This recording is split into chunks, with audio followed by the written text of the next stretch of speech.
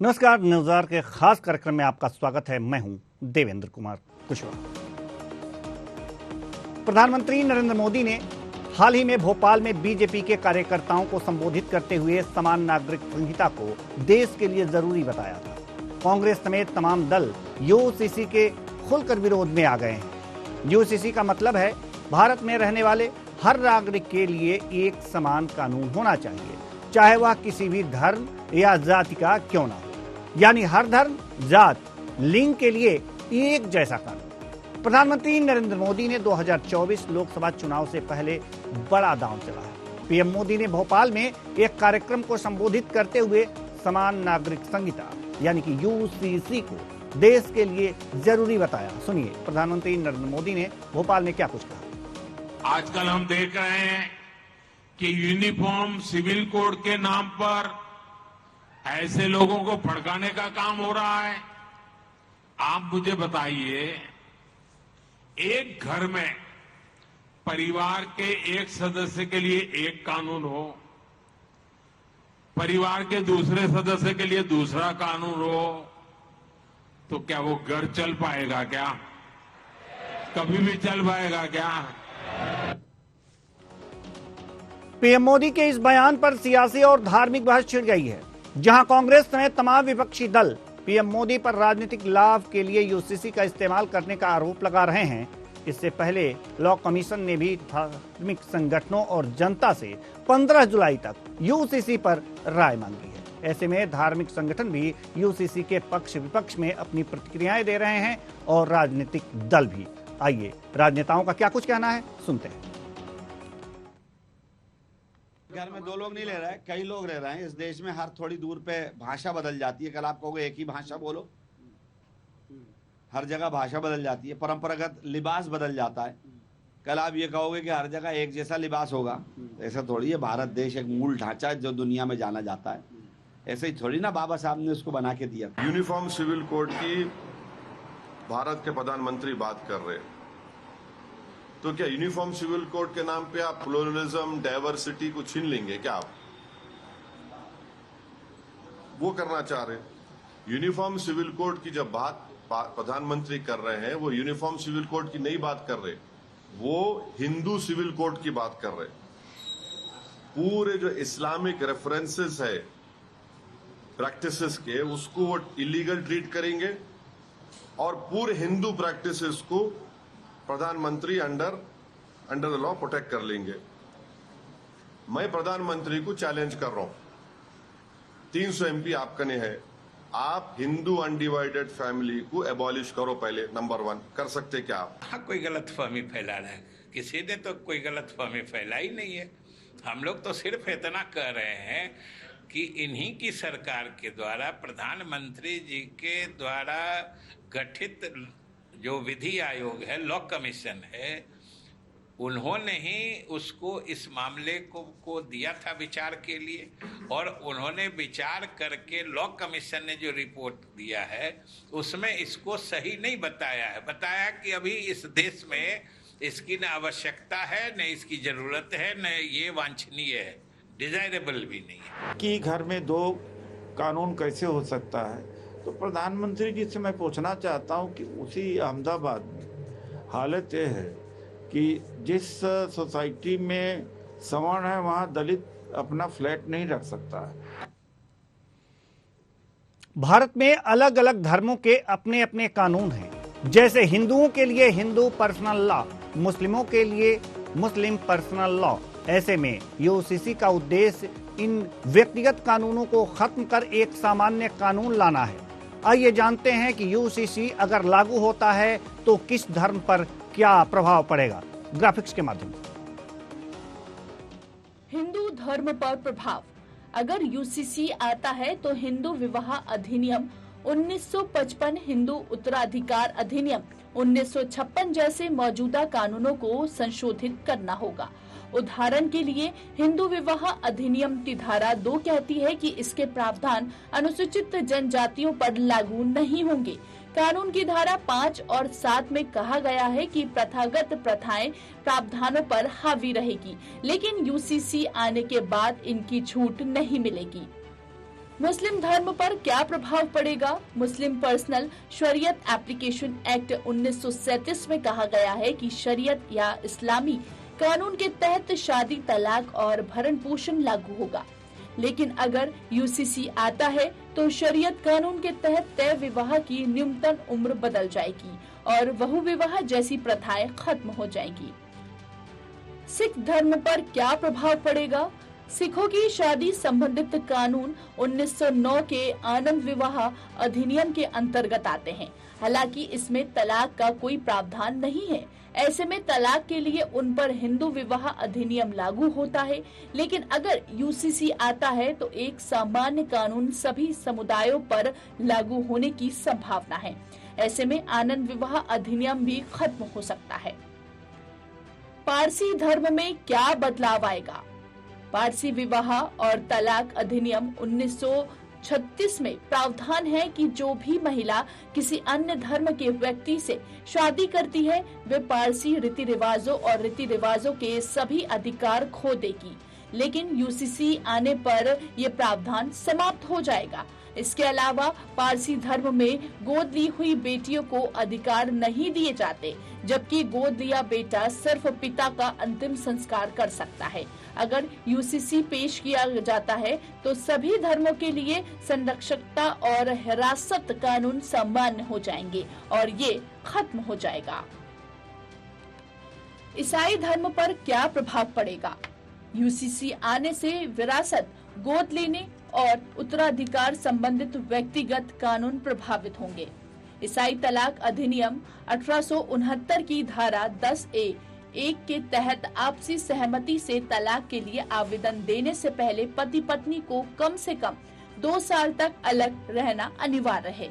लेकिन यूसीसी आने के बाद ये खत्म हो जाएगा। आदिवासियों पर क्या प्रभाव पड़ेगा? आदिवासी समाज परंपराओं, प्रथाओं के आधार पर चलता है। ऐसे में यूसीसी आने से उनके सभी प्रथागत कानून खत्म हो जाएंगे। CNT यानी कि Chota Nagpur tenancy act, Santhal Pargana tenancy act, SPT act, PESA act के तहत आदिवासियों को झारखंड में जमीन को लेकर विशेष अधिकार है। यूसीसी के लागू होने से ये अधिकार खत्म हो जाएगा। यूसीसी के लागू होने से पूरे देश में विवाह, तलाक, विभाजन, गोद लेने, विरासत और उत्तराधिकार एक समान हो जाएगा। ऐसे में महिलाओं को संपत्ति का समान अधिकार मिल जाएगा। ऐसे में अगर कोई गैर आदिवासी एक आदिवासी महिला से शादी करता है तो उसकी अगली पीढ़ी की महिला को जमीन का अधिकार मिलेगा। ये तमाम बातें हैं, लेकिन इस पर भ्रम की स्थिति भी है। राजनीतिज्ञों में ऐसी बातें हो रही हैं कि इसे हिंदू कोड बिल की तरह ही इस्तेमाल किया जाएगा। तमाम ऐसी भ्रांतियां हैं जिस पर बहस की जरूरत है और आज हम इसी मुद्दे पर चर्चा करेंगे। और चर्चा के लिए जब हम आएंगे, लेकिन इससे पहले हम आपको बता दें कि ये सारी जो स्थितियां हैं, प्रधानमंत्री नरेंद्र मोदी ने एक बात कही भोपाल में। उन्होंने ये बात कही कि अगर एक घर में 2 कानून हो, अगर एक घर में 2 कानून हो अलग अलग व्यक्तियों के लिए, तो वास्तव में घर चलाना मुश्किल हो जाता है। लेकिन अगर देश में अगर हर धर्म के लिए अलग अलग कानून है, हर धर्म को मानने वाले के लिए अलग अलग कानून है, तो ऐसे में वो देश कैसे चलेगा? ये सोचने वाली बात है। हालांकि ये भी सोचा जा रहा है, ये भी समझा जा रहा है कि यहाँ कहीं न कहीं क्या बीजेपी हिंदू धर्म को सभी धर्मों पे थोपना चाहती है क्या? ऐसी कोई भी बात नहीं है। ये सब भ्रांतियां हैं, ये सब भ्रांतियां हैं, बहकाने के तरीके हैं, ये सब राजनीति का एक फंडा है। लेकिन जो सवाल उठ रहे हैं उसका सटीक जवाब होना चाहिए।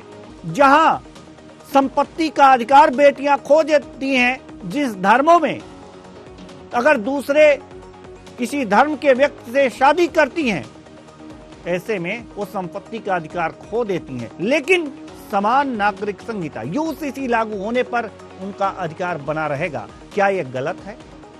सवाल ये भी है कि क्या अगर तलाक की बात होती है, जिस धर्म में तलाक की बात नहीं है और वहां पर तलाक होना जरूरी है और ये नियम प्रावधान हो जाए तो क्या दिक्कत क्या है? आज इसी मुद्दे पर हम चर्चा करेंगे और चर्चा के लिए हमारे साथ जो मेहमान जुड़े हुए हैं उनसे आपका परिचय करा दें। संदीप वर्मा, भाजपा नेता, बहुत बहुत स्वागत है आपका हमारे इस कार्यक्रम में। मलिक जावेद, कांग्रेस प्रवक्ता, आपका भी बहुत बहुत स्वागत है हमारे इस कार्यक्रम में। दिनेश सिंह जी, राजनीतिक विश्लेषक, आपका भी बहुत बहुत स्वागत है। सुशील तिवारी, हिंदू आर्मी चीफ, आपका भी स्वागत है। हिना जाहिर नकवी, मुस्लिम धर्मगुरु हैं, आपका भी बहुत बहुत स्वागत है। चर्चा की शुरुआत करते हैं। चर्चा की शुरुआत इस लिहाज से, पहले तो हम राजनीतिक राय लेना चाहेंगे, सभी मेहमानों के पास जाएंगे एक एक करके और बहुत ही कम शब्दों में चाहेंगे कि वो अपनी इस पर राय दें। मलिक जावेद जी, कांग्रेस प्रवक्ता, यूसीसी पर पार्टी की राय रखिए।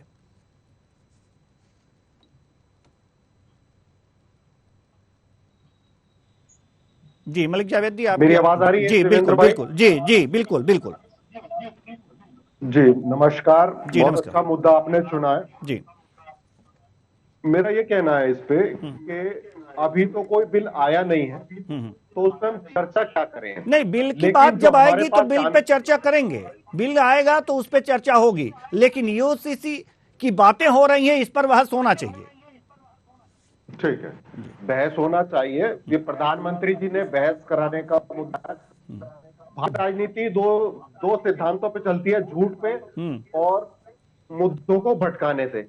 प्रधानमंत्री को जाना था मणिपुर और चले गए मध्य प्रदेश, वहां पे वो मेरा बूथ मजबूत कर रहे थे। लेकिन मैं आपको इससे ये कहना चाहूंगा, 2018 31 अगस्त को लॉ कमीशन ने एक रिपोर्ट सबमिट की थी केंद्र सरकार को, जिसमें कहा गया था, पूरे सुझाव दिए गए थे कि यूनिफॉर्म सिविल कोड लाना चाहिए या नहीं लाना चाहिए। तो 21 में लॉ कमीशन ने एक सिरे से खारिज कर दिया था कि इसका वक्त नहीं है, न इसकी जरूरत है। दूसरा ये भी कहा था लॉ कमीशन ने कि अगर आप यूनिफॉर्म सिविल कोड लाना चाहते हो, पहले आईपीसी और सीआरपीसी को ही पूरे देश में लागू कर दीजिए। नॉर्थ ईस्ट और ट्राइबल में आईपीसी और सीआरपीसी लागू नहीं होता। और फिर उन्होंने सुझाव ये दिए थे, क्या केंद्र सरकार पर्सनल लॉ में संशोधन करेगी? वो पर्सनल लॉ क्या होंगे? मैं हिंदू लॉ को लेके बात करूंगा। पहले हिंदू लॉ में कहा था कि हिंदू सक्सेशन एक्ट का धारा 15 को आप बदलोगे, सेक्शन 6 की एक्सप्लेनेशन हिंदू सक्सेशन एक्ट 1956 को आप बदलोगे, इंडियन सक्सेशन एक्ट 1925 की धारा 213 को आप हटाओगे, नहीं हटाओगे। और दूसरा, लॉ कमीशन ने जो रिपोर्ट सबमिट की थी वो 75,000 से ज्यादा सुझावों के आधार पर सबमिट की थी। उसके चेयरमैन BS चौहान जी थे। उन्होंने ये कहा था कि अगर आप लोगों की भावनाओं के आधार पे इस कानून को देश में पारित करते हो तो हमारे देश की हमारे देश की सॉवरेनिटी को खतरा है। ये BS चौहान जी के वर्ड्स है। लेकिन भाजपा से मैं एक बात कहना चाहूंगा कि आप एक देश एक कानून का इसमें नारा दे रहे हो, बहुत अच्छी बात है, दीजिए, वो आपका अधिकार है। उधर उत्तराखंड अलग बना रहा है, उधर गुजरात अलग मसौदा तैयार कर रहा है। तो इनसे मैं कहना चाहूंगा, जब संविधान की धारा अनुच्छेद 44 में यूसीसी है, तो ये तो केंद्र का अधिकार है, तो इसमें जो स्टेट है वो क्या कर रहे हैं? दूसरा, इनसे मैं ये भी कहना चाहूंगा कि पहले अपने राज्यों में नहीं, पूरे देश में गोकशी के कानून एक कर दीजिए। सिर्फ उत्तर प्रदेश में अलग है, उत्तराखंड अलग है, गोवा में अलग है। और दूसरा, हम कब से इनसे कह रहे हैं कि एक देश एक जीओ, ये 4 GST लेके आए हैं। चलिए, ठीक है। ऐसे लोग हैं केवल मुद्दा भटका रहे हैं, झूठ बोल रहे हैं और देश को गुमराह कर रहे हैं ताकि असल मुद्दों पे चर्चा ना हो। चलिए, ठीक है। सुशील तिवारी जी, हिंदू आर्मी चीफ, आपकी पार्टी की राय क्या है? जल्दी से सर।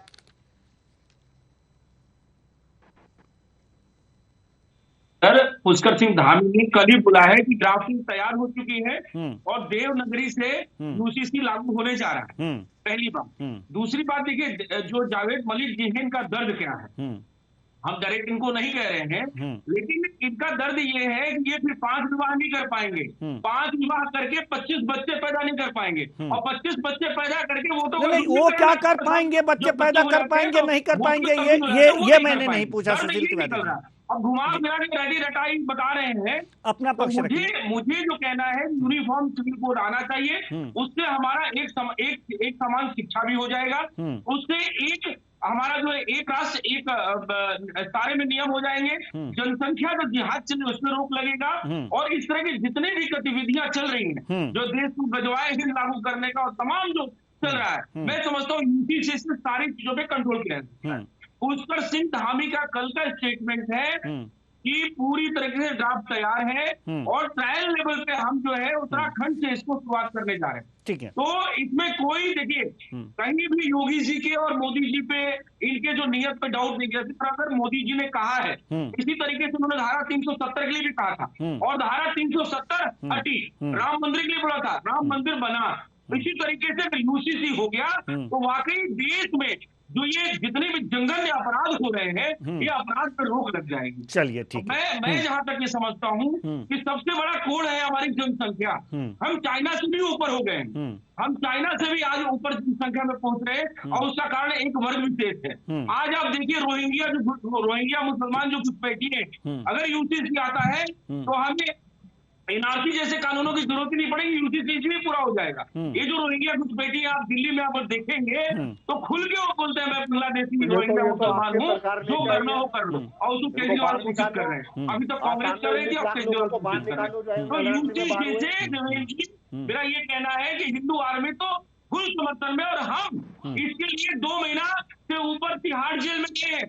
8 अगस्त 2021 को जंतर मंतर पर हम लोगों ने लाखों की संख्या में भारत जोड़ो आंदोलन किया, यूसीसी की मांग किया। हिंदू महापंचायत 3 अप्रैल 2022 को हमने यूसीसी की मांग किया। हमारी मांग तो 2017 से चल रही है, हिंदू आर्मी की मांग तो 2017 से चल रही है, और यूसीसी के लिए हम 8 योद्धा अश्वनी उपाध्याय, प्रीत सिंह, पिंकी चौधरी तिहाड़ जेल में। तो यूसीसी आना चाहिए, और प्रधानमंत्री जी को सिर्फ बोलना ही नहीं चाहिए, मैं तो ये कहता हूँ जल्द से जल्द इसे लागू करना चाहिए, चाहे लोकसभा में, राज्यसभा में। ठीक है, पहले बिल आएगा उसके बाद लागू होगा ना सर। बहुत ज्यादा इसमें देरी नहीं करना चाहिए। ठीक है। और मुझे ये लगता है कि 2024 का ये गुड कमिटमेंट है मोदी जी का, अगर आते हैं तो यूसीसी लागू हो जाएगा, और यूसीसी लागू होने से जो जनसंख्या जिहाद जो चल रहा है इसमें रोक लग जाएगी, जो हिंदू आर्मी का मूल मांग है, जनसंख्या नियंत्रण कानून। ठीक है, हम आपके पास आएंगे। हिना जाहिर नकवी जी मुस्लिम धर्मगुरु हैं, आप क्या समझती हैं कि यूसीसी अगर आएगा तो क्या कहीं किसी धर्म को खतरा है? बिल्कुल हर धर्म को खतरा है। यूसीसी देखिए पॉसिबल नहीं है, आप सेकुलर वो बनाए हुए हो, इंडिया सेकुलर कंट्री है, वहाँ पे जो लॉज फ्रेम हुए, चाहे वो हिंदू लॉ हो चाहे मोहम्मद लॉ हो, वो सब कहीं ना कहीं एक्सट्रैक्ट है जो हमारा रिलीजन मैथमेटिकल वे में परमिट करता है। तो इसका मतलब आप दूसरे के उसमें रिलीजन में इंटरफेयर कर रहे हो, वन थिंग। दूसरी बात ये है कि इनका कहना ये है कि यूसीसी आ गया और तो ये बच्चों का कंसेप्ट खत्म हो जाएगा। अब इनसे ये पूछा जाए कि जो बराबर, अब मैं नाम नहीं लेना चाह रही हूँ क्योंकि देवकांत नेता है, भाई हम मुसलमान लीगली बच्चे पैदा करता है, आप इलीगली करते हो जो बाद में बच्चे क्लेम करते हैं। और ये सिर्फ जो उन्होंने कहा है, कहीं ना कहीं प्रधानमंत्री जी को अपने खुद हिंदुओं से खतरा है, इसलिए कि उन्होंने मुद्दा पहले उठाया था सबका साथ सबका विकास, लेकिन हिंदुओं ने ये मॉनिटर कर लिया कि यहाँ पे कुछ का साथ था और सबका विनाश था। चलिए, उनको अब खतरा 24 में नजर आ रहा है, जिसकी वजह से उन्होंने अब एक नया मुद्दा यूसीसी का, उन्होंने डीमोनेटाइजेशन ये कह के किया कि काला धन खत्म हो जाएगा। आप बताइए क्या काला धन खत्म हो गया? तो हर मुद्दे पे वो फेल होते नजर आए, तो उन्होंने अब जो है यूसीसी पूरा ये है कि एक पीछे से बैनर जो है हिंदुओं को खुश किया जाएगा कि इंडिया जो है वो हिंदू राष्ट्र बने। एक सवाल हम आपसे करना चाहते हैं हिना जी कि अगर यूसीसी आता है और शायद शरीयत को आप अच्छी तरह से जानती हैं, उसी के अनुसार शायद मुस्लिम धर्म में जो भी लॉ बने हैं उसके अनुसार हैं, तो उसमें बहुविवाह को मान्यता दी गई है, यानी कि 3 विवाह 4 विवाह आप कर सकते हैं। अब क्या सही है क्या गलत है आप बेहतर जानती होंगी, लेकिन अगर यूसीसी आता है और एक मुस्लिम को, एक व्यक्ति को सिर्फ एक ही शादी करने की इजाजत देता है, तो ये क्या गलत है? शादी का मुद्दा तो ये है कि देखिए इसकी एनालिसिस जरूरी है। हमारे यहाँ जो है वो लीगल पैरामीटर्स में जहाँ आपके पास इतना होना चाहिए कि आप इक्वल वेल्थ को डिस्ट्रीब्यूट करें, इक्वल टाइम अपनी वाइफ को दें अगर चाह रहे हैं, इसीलिए। और फिर पॉलीगैमी ह्यूमन नेचर है, इसीलिए हमारे यहाँ वो लीगल होता है। हिंदुओं में क्या नहीं होता, हिंदुओं में तो हमारे यहाँ काली से शादी नहीं हो सकती, हिंदुओं में लोग काली को रखकर उससे भी बच्चे करते। क्या हिंदुओं में ज्यादा बच्चे नहीं होते? पॉपुलेशन कंट्रोल जो है वो हर इंसान अपने नहीं, पॉपुलेशन कंट्रोल की बात अलग है। अगर एक व्यक्ति को लीगल अधिकार दे दिया जाए तो ये महिलाओं को अधिकार भी होना चाहिए ना। पॉपुलेशन बनाई नहीं, ठीक है, नहीं महिलाओं को नहीं, पॉपुलेशन बाद में आता है, शादी पहले आती है ना हिना जी। हिना जी, शादी पहले आती है।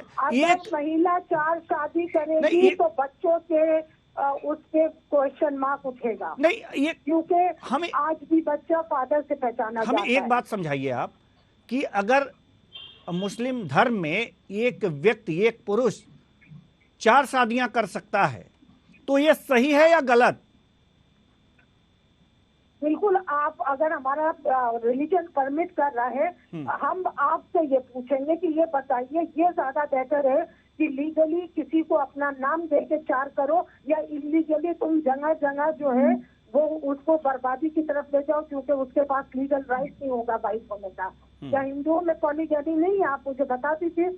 लेकिन बीवी तो इस पर एतराज कर सकती है, कानूनी कार्रवाई कर सकती है, लेकिन क्या कर सकती है? महिला जब अब किसी के बैनर के अंदर है और उसको किसी का शेल्टर मिला है वो ज्यादा सेफ है, ना कि वो जो है एक तरफ आप तो जो है लिव इन रिलेशनशिप को जो है परमिट कर रहे हो, एक तरफ जो है क्या लिव इन रिलेशनशिप में कोई ऐसा आपने वो बाउंड्री बना रखी है कि उनसे जो है वो जनरेशन नहीं आएगी। एक तरफ आप लिव इन रिलेशनशिप को जो है हवा दे रहे हो, दूसरी तरफ आप जो शादी करते बाहर उसको जो है बार बार पॉइंट आउट करते रहोगे। आप खुद सोचिए, एनालाइज कीजिए और देखिए। नहीं, क्या आपके दिमाग में ये नहीं आया कि अगर जो पुरुष 4 शादी कर सकता है तो एक महिला भी अपने 4 पति रख सकती है, वो भी शादी कर सकता है? नहीं कर सकती है, इसलिए महिला नहीं कर सकती कि फादर अलग अलग होंगे तो प्रॉब्लम होगी। फादर एक होगा तो एक का नाम सारे बच्चों को मिलेगा। चलिए ठीक है, हम बीजेपी नेता संदीप वर्मा जी के पास आना चाह रहे हैं कि जब एक महिला होकर हिना जाहिर नकवी जी को ये मंजूर नहीं है, उनके पति कोई भी पुरुष हो उनके धर्म का, वो 4 शादियां कर सकता है, वो स्वीकार कर सकती हैं, तो क्या अगर जो ये यूसीसी लाया जाएगा उस समय बीजेपी के सामने या जो भी सरकार ला रही है उस सरकार के सामने ये परिस्थितियां खड़ी नहीं होंगी? देवेंद्र जी, मेरी आवाज आ रही है आपको? बिल्कुल आ रही है सर, आप जारी रखिए जी। मैं हिना जी की अभी सारी जो बात है वो सुन रहा था। मतलब मुझे हैरानी होती है कि एक महिला होकर वो इस तरह का बयान दे रही है एक नेशनल चैनल पर कि 25 बच्चे होना, 4 शादियां होना, पति ही 4 शादी कर सकता है, पत्नी 4 शादी नहीं कर सकती, जो बाप का नाम है वो बच्चों को मिलेगा, माँ का नाम नहीं। इनकी गलत फहमी मैं यहाँ दूर कर देता हूँ। जब से हमारी सरकार आ रही है भारतीय जनता पार्टी की, उससे पहले कभी भी महिला का नाम राशन कार्ड पे नहीं होता था। हमारी सरकार ने आने के बाद महिलाओं को इतना बड़ा सम्मान दिया कि हमारा अब जो राशन कार्ड बनता है वो हमारी माता बहनों के नाम पे बनता है। जी, घर की मुखिया वो वही लिखी जाती है। ये एक महिला जी जो घर की उतना ही नहीं, और भी तमाम जो फॉर्म फिलअप किए जाते हैं उसमें भी घर की मुखिया को, माता को ही बनाया जाता है। जी, महिला ही होती हैं। जी ठीक है जी। अच्छा, हिना जी ये जो बात कह रही है मुझे बड़ा अजीब लग रहा है कि एक सिविल ये कोर्ट या ये यूसीसी जो आ रहा है ये सबके समान बनाने के लिए आ रहा है, मगर ये चाहते हैं कि महिलाओं के साथ जो उत्पीड़न हो रहा है, 4 महिलाओं से शादी कर रहे हैं, 10 महिलाओं से शादी कर रहे हैं, 50 बच्चे पैदा कर रहे हैं, उन्हें हिना जी उसको डिफाइन कर रही है, मतलब डिफाइन कर रही है। मतलब मुझे हैरानी होती है हिना जी की बात पे। और यही कारण है। और मैं हिना जी से कहना चाहता हूं कि आप ठेकेदार नहीं है मुस्लिम महिलाओं की जी। बहुत महिला मुस्लिम ऐसे हमारे जनप्रतिनिधियों के पास आती हैं कि जो अपने इस कानून को लेकर जिसमें वो एक आदमी 4-4, 5-5, 3-3 शादी कर रहा है, ठीक है, और किसी को छोड़ रहा है बिना किसी तलाक दिए, किसी को अपने घर में नहीं जी। आने दे रहा है, ये एक बड़ी खबर आ रही है। हम अपने मेहमानों से चाहेंगे कि थोड़ी देर के लिए हम इस डिबेट को यहीं रोकते हैं। आप लोग हमारे साथ बने रहिए। एक बड़ी खबर आ रही है, बड़ी खबर आपको बता दें महाराष्ट्र से। अब बड़ी खबर, शिंदे सरकार में शामिल अजीत पवार, एनसीपी में अजीत पवार डिप्टी सीएम बनेंगे। बड़ी खबर आपको बता रहे हैं महाराष्ट्र से, एनसीपी के अजीत पवार डिप्टी सीएम बनेंगे। अजीत पवार ने एनसीपी नेताओं के साथ ये बैठक में यह फैसला लिया गया है। दिलीप वलसे पाटिल छगन भुजबल मंत्री बनेंगे। धनंजय मुंडे अनिल पाटिल मंत्री पद की शपथ लेंगे। धनंजय मुंडे अनिल पाटिल अदिति शपथ लेंगे। बड़ी खबर आपको बता रहे हैं महाराष्ट्र से, शिंदे सरकार में शामिल अजीत पवार, एनसीपी के अजीत पवार डिप्टी सीएम बनेंगे। अजीत पवार ने एनसीपी नेताओं के बैठक में यह फैसला लिया गया है। अजीत पवार को डिप्टी सीएम बनाने का यह फैसला लिया गया है। दिलीप वलसे पाटिल छगन भुजबल मंत्री बनेंगे। धनंजय मुंडे अनिल पाटिल मंत्री पद की शपथ लेंगे। धनंजय मुंडे अनिल पाटिल अदिति मंत्री पद की शपथ लेंगे। बड़ी खबर आपको बता रहे हैं महाराष्ट्र से। अब बड़ी खबर, शिंदे सरकार में शामिल अजीत पवार, एनसीपी के अजीत पवार डिप्टी सीएम बनेंगे। एनसीपी नेताओं की बैठक में यह फैसला लिया गया है। दिलीप वलसे पाटिल छगन भुजबल मंत्री बनेंगे। धनंजय मुंडे अनिल पाटिल मंत्री पद की शपथ लेंगे।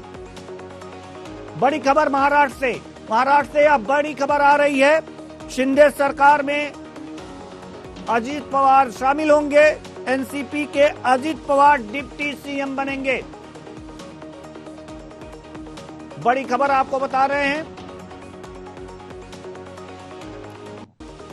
महाराष्ट्र से। यह बड़ी खबर, शिंदे सरकार में डिप्टी सीएम बनेंगे अजीत पवार। इस समय शपथ ग्रहण चल रहा है, आपको बता दें। बड़ी खबर महाराष्ट्र से, अब बड़ी खबर, शपथ ग्रहण समारोह चल रहा है। शिंदे सरकार में अजीत पवार शामिल हो चुके हैं। अजीत पवार डिप्टी सीएम की शपथ लेने की बात हो रही है। ये भी शपथ ग्रहण समारोह चल रहा है। अजीत पवार ने एनसीपी नेताओं की बैठक में यह फैसला लिया गया। दिलीप वलसे पाटिल छगन भुजबल मंत्री पद की शपथ ले रहे हैं। धनंजय मुंडे अनिल पाटिल मंत्री पद की शपथ ले रहे हैं। धनंजय मुंडे अनिल पाटिल अदिति मंत्री पद की शपथ ले रहे हैं।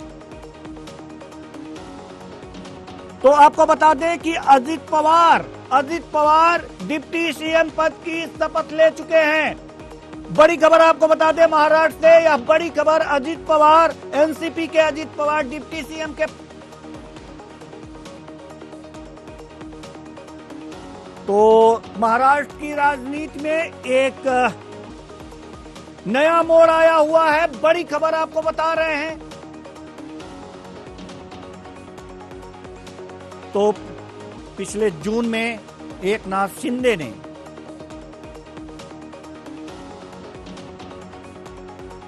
तो बड़ी खबर आपको बता रहे हैं महाराष्ट्र से शिंदे सरकार में एनसीपी के अजीत पवार डिप्टी सीएम की शपथ ले चुके हैं। बाकी अन्य दिलीप वलसे पाटिल छगन भुजबल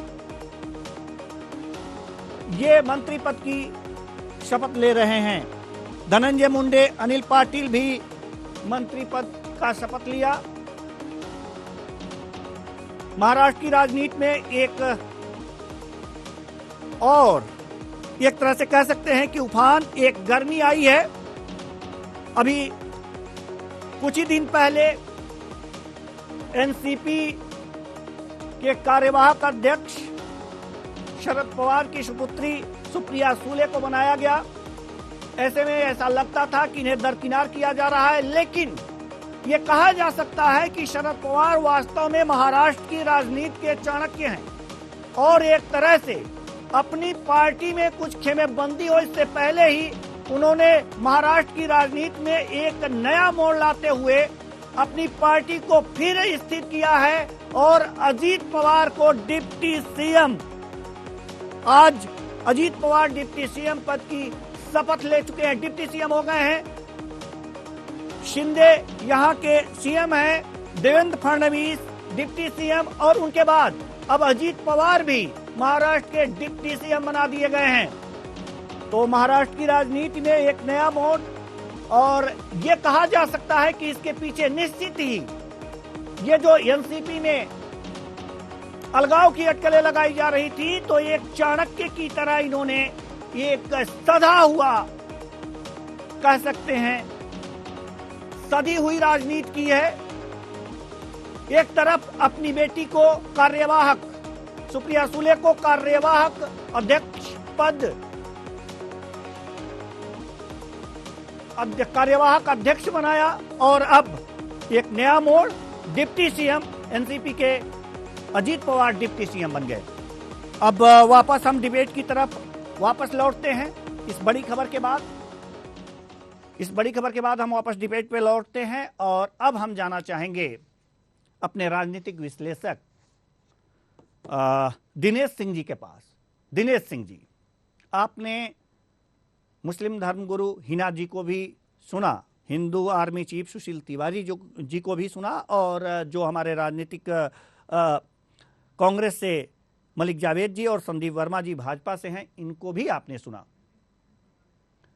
तो दिनेश सिंह जी, हम आपसे जानना चाहते हैं कि आखिर जो यूसीसी पे ये जो चर्चाएं हो रही हैं और जो हिना जी का पक्ष है, ये स्वीकार करती हैं कि अगर जो धर्म इजाजत देता है तो एक पुरुष 4 शादियां कर सकता है। ऐसे में यूसीसी अगर जो आता है तो इस दिक्कत, इस समस्या का समाधान किस तरह से किया जा सकता है? जी दिनेश जी।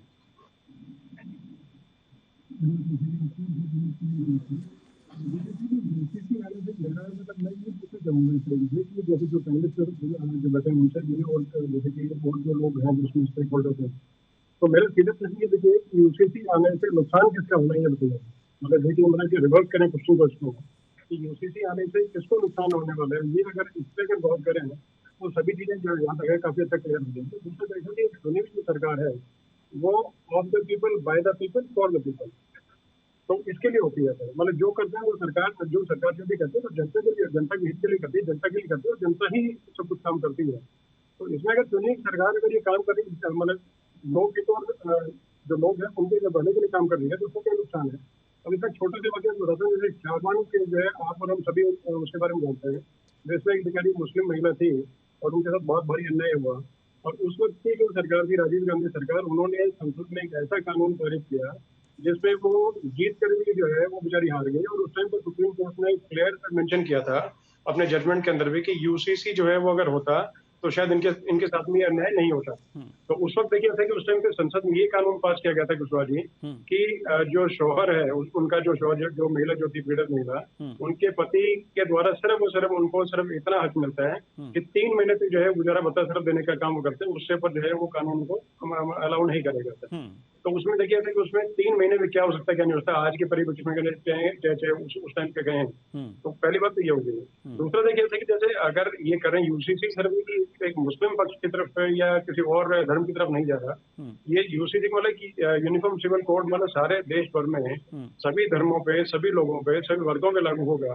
और उससे पहले देखिए एकदम से लागू ये नहीं होगा कि ठीक है रात मतलब कि रात को जैसे कुशवाहा जी और मैंने बातचीत की कि कुशवाहा जी सुबह से आपको ये काम करना है, या कुशवाहा जी मुझे बोला कि आपको ये काम करना है, ये बातचीत नहीं है सिर्फ, जो बातचीत होगी उसमें सभी के सम्मिलित जो है प्रस्ताव लिए जाएंगे, उन्हीं के सुझाव लिए जाएंगे, सबसे बातचीत करके एक जो निर्णय है उस पर लाने का काम करेगा। लॉ कमीशन है वो निर्णय लगे तो वो सर्वसम्मति से लिया जाएगा, उसके बारे में सुझाव मांगे जा रहे हैं और लाखों लोगों के सुझाव उसमें आए भी हैं। मुस्लिम पर्सनल लॉ बोर्ड जो है उन्होंने अपने सुझाव दिए हैं, देने हैं, उन्होंने कुछ समय और मांगा है, इसके अलावा और बॉडीज हैं जो देने वाली हैं। और दूसरा देखिए कि संविधान जो होता है उसमें अगर संशोधन करना पड़े तो सरकार उससे भी नहीं चूकेगी, जहाँ तक मुझे लगता है। और सबसे बड़ी बात देखिए कि 3 मैनिफेस्टो में 3 वादे किए थे भाजपा ने, जिसमें था कि एक तो था कि धारा 370 हटाना, दूसरा राम मंदिर, तीसरा यूसीसी लाना। तो उस वक्त अगर इसी मुद्दे को लेकर के अगर ये सरकार अगर बहुमत में आई है, पूरे से क्लियर मैंडेट मिला जनता का, तो इसमें वाली जनता चाहती थी कि भाई जो जैसे भी हैं मतलब किसी प्रकार की जो कुरीतियां हैं उनको समाप्त करके और ठीक तरीके चलाए गए। और दूसरे की मुस्लिम जो है मैं उसमें किसी के पक्ष में किसी के पक्ष में नहीं बोल रहा, मुस्लिम चाहते हैं अपने तरीके से वो अपने पक्ष को रखें लॉ कमीशन के सामने, जो मतलब जो कमेटी है उसके सामने अपने जो पक्ष है, अपने सुझाव को, अपने प्रश्न जो है उनके सामने रखें, वो बैठ के सामने बात करें। वहाँ पर सेक्रेटरी स्टैंडिंग कमेटी बाद में होगी, बाद में उसके अलावा जैसे ये सारे जो डिबेट होगी उसकी, जैसे कि हम लोग यहाँ डिबेट कर रहे हैं उस प्रकार से lower house, upper house, Lok Sabha, Rajya Sabha, हमें तो ये लगता है पूरी चर्चा होनी दिनेश जी, उस वक्त बात ये करें कि भाई ठीक है क्वेश्चन पे उनको लगता है कि हाँ ये समस्या है, तो उसमें अवश्य जो करने की समस्या है समाधान जो होगा उसमें जरूर होगा। और दूसरा जहाँ तक जैसे कि जो बहन जिन्होंने हिना जी ने बताया, तो देखिए इसमें क्लियर स्पष्ट इन्होंने बताया, इनको भी कहीं ना कहीं अंदर से लगता है कि इसमें भोगी है महिला इसमें कि 4 शादी करने के बाद में एक बेचारी थी, मतलब कि उनमें से ठीक है 3 खुश हैं, एक तो कोई ना कोई बेचारी ऐसी होगी जिसमें जो भोगी होगी और जो कहीं ना कहीं जो परेशान होगी उसी को लेकर के। और जहां तक जैसे मुझे लगता है कि इस चीज में जो कुरीतियां जितनी हो सके कुछ बात वो खत्म की जाए। दूसरा उसके बाद में आईपीसी, सीआरपीसी जिस तरीके समान है तो सिविल कोड जो है उसमें समानता में क्या दिक्कत है। ठीक है, जहां तक बात हिंदू उसके पक्ष में, तो हिंदू उसमें जो हिंदू एक्ट जो है, हिंदू मतलब जो लॉ बोर्ड है, जो पर्सनल लॉ है, तो उसमें भी कुछ संशोधन करने पड़ेंगे, तो उसमें किए जाएंगे। तो उसमें उनको आपत्ति नहीं है, मेजोरिटी ये मान के जैसे कि 18% जैसे मुस्लिम है और अगर ये मान के चले कि 70% से ऊपर जो है हिंदू है, तो हिंदुओं के उसमें तो संशोधन सब चीजों का होगा, उन्हें तो क्या आपत्ति किसी प्रकार की कुछ नहीं है। और अगर होगी कुछ होगी, किसी को कुछ अगर रहते हुए जैसे कि अपना ट्राइबल्स है, तो ट्राइबल्स के अपने देखिए अपने खुद के कानून है, तो वो अगर अपने जैसे कि उसमें बहु जो है प्रथा वो पुरानी चलती आ रही है, जैसे उनको देवी देवताओं के अपने उनके खुद के नियम पहले कानून है, तो देखिए धार्मिक किसी जो भावना जो है उसके साथ में कोई छेड़छाड़ी किसी प्रकार का कोई टच नहीं किया जा रहा। ठीक है, जो किया जा रहा है तो वो सिर्फ सक्सेशन को लेकर के, विवाह को लेकर के, डिवोर्स को लेकर के और गोद लेने के जो अधिकार है उन्हीं को लेकर किया जा रहा है। उसमें मुझे लगता नहीं किसी प्रकार की कोई समस्या। हमें ये लगता है कि अगर जो यूसीसी आ रही है, नहीं दिनेश जी, हमें ये लगता है कि यूसीसी अगर जो आ रही है, लागू होता है, तो इससे जो सभी धर्मों की जो कुरीतियां हैं उस पर प्रहार होगा और एक तरह से ये सही भी होना चाहिए, क्योंकि हिंदू धर्म में भी देखिए कि हिंदू धर्म में भी एक सती प्रथा थी। अगर जो पति मर जाता था तो पत्नी को जिंदा ही उसके चिता पर लिटा दिया जाता था, तो वास्तव में ये कुरीति थी और इसे समाप्त किया गया। ऐसे ही सभी धर्मों में कुछ न कुछ कुरीतियां होती हैं, इसको समाप्त किया जाना चाहिए। लेकिन अब सबसे बड़ा सवाल यह है कि हम कांग्रेस के पास जाना चाहेंगे मलिक जावेद जी, और आपसे जानना चाहेंगे कि क्या 4 विवाह, एक पुरुष का 4 विवाह, क्या उसे आप कुरीति मानते हैं किसी धर्म का या नहीं मानते? ठीक है, लॉ कमीशन ने अपनी रिपोर्ट जो जमा की है ना, उसमें कहा है कि हमने कोई भी इंडिया में ऐसा केस नहीं पाया जहाँ पे 4 शादी हो। अरे मलिक जी सीधा जवाब दो, रिपोर्ट सेंट्रल गवर्नमेंट को दी गई। बीच में मत बोलो, मैं बीच में नहीं बोलता ना आपके, मैं रेफरेंस के साथ बोल रहा हूँ, मैं अपनी राय नहीं दे रहा हूँ। मेरा रेफरेंस लॉ कमीशन है जिसके चेयरमैन सुप्रीम कोर्ट के एक्स जज है, वो कह रहे हैं कोई भी ऐसा केस नहीं आया जिसमें 4 शादियों का केस आया हो। दूसरा, अभी एक भाई कह रहे थे 4 बीवियां 25 बच्चे, तो पॉपुलेशन बढ़ रही है, तो 15% की पॉपुलेशन ज्यादा होती है, 85% लोगों की पॉपुलेशन ज्यादा होती है। तो अनर्गल बयानबाजी मत करो, रेफरेंस के इसके साथ बात करो। हाँ, कुशवाहा जी आपने एक बात बोली थी, बहुविवाह के एज के ऊपर पॉइंट था आपका, तो इसमें लॉ कमीशन ने रिकमेंडेशन दी है कि prohibition of child marriage act 2006 को इसमें संशोधन की जरूरत है, संशोधन लाए, उस पर चर्चा होगी, सही होगा, बिल्कुल माना जाएगा। दूसरा, एडल्ट्री भी ग्राउंड होना चाहिए डिवोर्स के लिए, ये भी सुझाव दिया गया है लॉ कमीशन ने। और लॉ कमीशन ने 2016 में ही सारी रिपोर्ट सबमिट कर दी थी, लेकिन 8 साल से ये मोदी सरकार उसको दबा के बैठी थी, क्योंकि लॉ कमीशन ने इनको चेताया था कि अगर आप इसको भावनाओं के आधार पर, यूनिवर्सिटी के आधार पर अगर इसको लाते हो तो it will be threat to the sovereignty of India. ये कहा गया, मैं अपनी तरफ से नहीं कह रहा, लॉ कमीशन ने बोला। अब 8 साल के बाद इन्होंने फिर दिन निकाल दिया, लोगों से सुझाव मांग रहे हैं। लोगों से संसद जो होती है वो कानून बनाने का मंदिर होती है, आप वहां पे बिल लाइए, वहां पे चर्चा करिए, कुछ कमी हो तो स्टैंडिंग कमेटी लीगल एक्सपर्ट को भेजिए। अब उससे संविधान से वो ज्ञान दे रहे हैं जो ये फर्क नहीं बता सकते धारा और आर्टिकल में फर्क क्या है। कुछ अभी भाई कह रहे थे कि देवभूमि से शुरू होगा, भाई स्टेट को तो पावर ही नहीं है यूनिफॉर्म कोड लाने की, ये तो केंद्र का विषय है। तो ये कम ज्ञान जो है ना, little knowledge is very dangerous. ठीक है, तो इस वजह सुशील तिवारी से मोदी जी ने ये शगुफा जनता के बीच में छोड़ दिया है सुशील तिवारी जी भटकाने के लिए। जी सुशील तिवारी जी देखिए इस डिबेट के माध्यम से 3 बातें कहूंगा। हिना जी ने कहा कि 4 विवाह 5 विवाह हमारे धर्म के हिसाब से हम कर लेंगे। देखिए उन डर में समझ सकता हूँ, उनको डिबेट के बाद अपने घर में भी रहना है, आज रहना है, और वहाँ किस संघ से धड़ जुड़ा किया जाता है वो आप जानते हैं। हिना को यहाँ पे सब्जेक्ट खत्म करते हैं।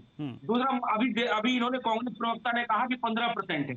अभी इन्हीं के सोएब जो में कहते हैं कि 25% जो है भारत के, 25% बांग्लादेश के और 25% पाकिस्तान के, हम 75% होकर पीएम अपना बनाएंगे।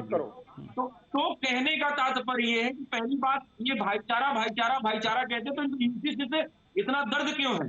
दर्द मैंने अपने पहले डिबेट में कहा, यही सत्य है कि 5 विवाह करने को नहीं मिलेगा और 25 बच्चे पैदा करने को मिलेगा, तो ये देश में गजवाई हिंद लागू करेंगे कैसे? अब रही बात कश्मीर का भाईचारा भूल गया, तो 1947 में ये 5 करोड़ कश्मीर का भाईचारा भूल गया मलिक जी, आज ये 45 करोड़ है। ये वाकई 25% कश्मीर का भाईचारा भूल गया, गुजरात का भाईचारा भूल गया। और मलिक जी आपको बीच में भी नहीं बोलते, आप कैसे इनको वोटों में तब्दील करते हैं। इनका किसी रोजगार से मतलब नहीं, कुछ व्यवसाय से मतलब नहीं है। काम करेंगे, मैकेनिकल कोई काम करेंगे, इनको खूब ढेर सारी जनसंख्या बढ़ानी है और देश पे गजवाए हिंद लागू करना है, और उसी को रोकेगा यूसीसी। और आप तो दिल्ली की बातें आपके चैनल के माध्यम से कि पुनः हम 8 अगस्त को यूसीसी को धार देंगे, 8 अगस्त को जंतर मंतर पे आप भी आमंत्रित है, आपके पत्रकार आमंत्रित है, आप जर्नलिस्ट जरूर देखिएगा, वहाँ देखिएगा लाखों की संख्या में हिंदू आदमी और हिंदू संगठन इकट्ठा होंगे सिर्फ यूसीसी को धार देने के लिए। 15% ज्यादा होता है, 85% ज्यादा होता है, 15% ज्यादा होता है, 85% ज्यादा होता है, 85% सबसे बड़ी बात तो ये है ना सर, सबसे बड़ी बात ये है कि हम जनसंख्या पे बात ही नहीं कर रहे। हमारा जो एक जनसंख्या है ही नहीं, जनसंख्या नहीं है सर। कौन कितना बढ़ा रहा है ये बाद में देखेंगे। देवेंद्र जी आप ये चुप होने का नाम नहीं ले रहे। मलिक जी कहते हैं बीच में मत बोलिए, आप चुप होने का नाम नहीं ले रहे। नहीं ठीक है, संदीप जी आप बोलिए। जी आपकी बारी है, आप बोलिए संदीप जी। आप 15% की आबादी देश में बढ़ गई है, 85% नहीं, आबादी की तो बात ही नहीं हो रही है। हमारा सब्जेक्ट है ही नहीं है, हमारा सब्जेक्ट यूसीसी है। पहली बात तो मलिक जी आप ये समझ लीजिए, मैं वही तो कह रहा हूँ, यदि आप भारत का यूनिफॉर्म सिविल कोड एक्सेप्ट नहीं कर रहे तो इसका मतलब आप समान नागरिकता नहीं चाहते। और मैं हिना जी को भी एक बात कहता हूँ कि यदि आप करिए, चलिए, वहाँ 2 लोगों को लड़ाया जा रहा है ना, हम तो एकता चाहते हैं, देश की अखंडता चाहते हैं। आप लोग आग लगा रहे हैं मणिपुर में, ये भाजपा के लोग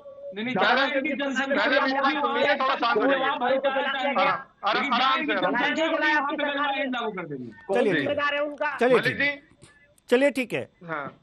हिना जाहिर नकवी जी, हम हिना जाहिर नकवी जी के पास जाना चाह रहे हैं। हिना जाहिर नकवी जी, हम तीनों मेहमानों से निवेदन कर रहे हैं कि हम जी मुस्लिम धर्म गुरु के पास जाना चाह रहे हैं। हम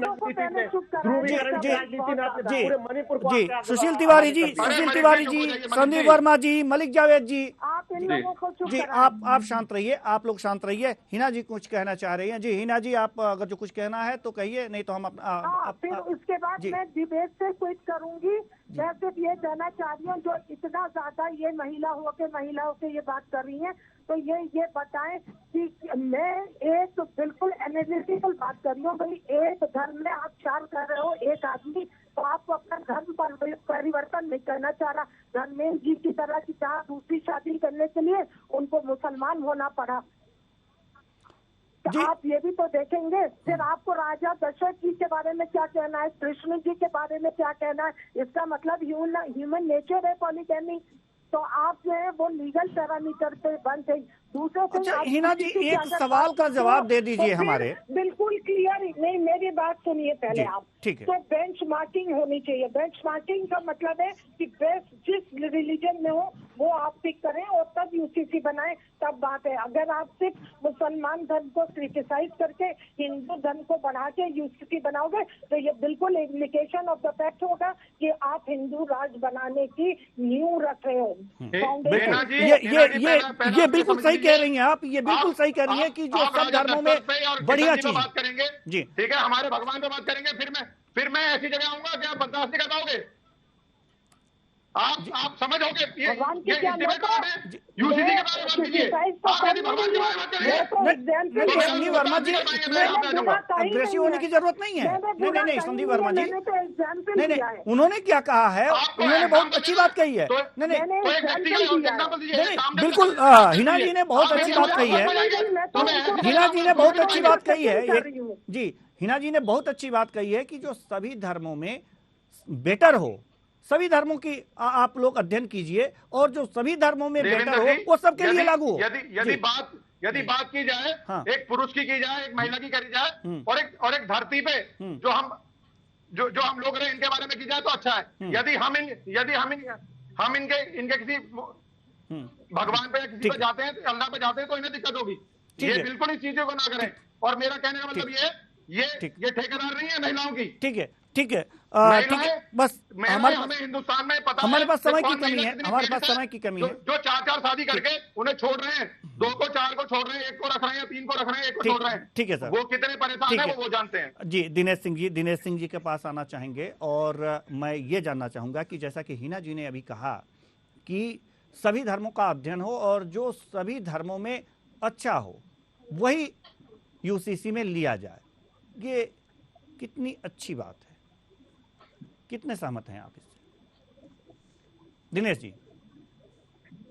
जी कुशल जी, देखिए जी, इन्होंने ये अच्छी बात कही है। इससे पहले जो चीजें थी उसके अलावा जैसे जो मेरा यही मानना है। दूसरा देखिए यूसीसी के अंदर वाले करने का ये सबसे जो बेटर जो चीजें हैं, सबसे अच्छा जो है उसी को ला करके वाले समानता ला सकते हैं। और सब जैसे कि जो दल हैं, जितने भी राजनीतिक दल है, वो सब समानता की सारी बातें करते हैं, लेकिन जब उसको उतारने की, जमीन पे उतारने की, हकीकत उसको बनाने की जब बात आती है तब पीछे हट जाते हैं। तब उसमें राजनीतिक लाभ लेने के लिए और ये सोचते समझते हैं कि वहां से कितना जो है उससे माइलेज लिया, कितनी राजनीतिक लाभ उससे मिल सकता है, उसको लेकर के उसी हिसाब से अपना जो है बैटिंग करने का काम करते हैं। तो लेकिन ये नहीं होना चाहिए। अगर देखिए वाले की ऑब्वियसली बात है कि इसमें जो चलेगा, इसमें अगर समानता लाई जाएगी तो सभी धर्मों में जो कुरीतियां हैं उनको सब, जैसे आपने सती प्रथा का बोला, तो सती प्रथा को जो अबॉलिश किया गया था उस टाइम पे कुशवाहा जी बहुत भारी आंदोलन हुए थे और बहुत सारे लोग जो थे वो सती प्रथा के पक्ष में थे और बहुत मुश्किल के बाद में जाकर के सती प्रथा जो है उसको अबॉलिश किया गया। और दूसरा जहां तक बचे, जैसे अभी यूसीसी में हमेशा चीजें वही बात की गई है। दूसरा लॉ कमीशन जो है उन्होंने जैसे सुझाव मांगे थे, सुझाव के अंदर ला करके यही किया जाएगा कि जो अच्छे सुझाव है उनको लिया जाएगा, कुरीतियों को समाप्त किया जाएगा। तो उसमें क्या दिक्कत है, मेरा यही प्रश्न है उसमें सीधा साधा कि ये बताएं कि अगर यूसीसी लाया जाता है तो यूसीसी लाने के बदले में आप 10 नहीं सिर्फ 2 चीजें बताते हैं कि इसके आने से ये नुकसान होगा, ये पूछ लें, बात वही समाप्त होती है। जी कुशवाहा जी, बहुत बहुत धन्यवाद आप सभी मेहमानों का, आप आए और अपने अपने विचार साझा किए।